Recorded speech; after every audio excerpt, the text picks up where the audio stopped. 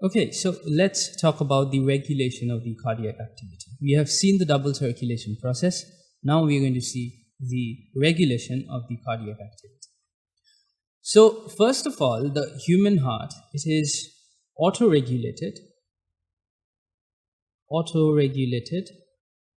by specialized muscles, that is the nodal musculature, and we know that they are the ASA nodes and the AV nodes. These are the two nodal musculatures, and SA nodes does not require an external stimulus to fire away the electrical impulse that starts the heartbeat. Now, because it is auto-regulated, we call it the myogenic heart.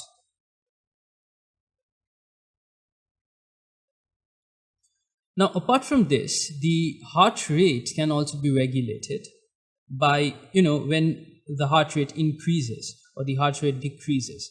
That is regulated by a part of the nervous system, which is called the autonomous nervous system. So, autonomous nervous system basically has two parts. First one is the sympathetic, and the next one is the parasympathetic. So you can remember it like this, that the sympathetic nervous system, this refers to something called fight or flight. That is, it is responsible for excitement. Whether it be good or bad, it does not matter. For example, let's say a good excitement can be when you see something very good and you're excited about it.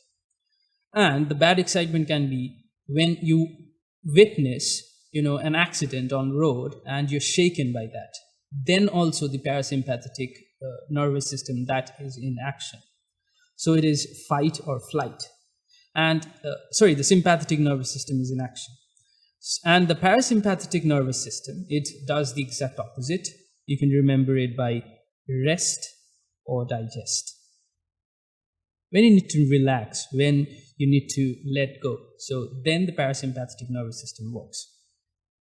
So these actually complement each other. Now, for the sympathetic nervous system, what happens? The heart rate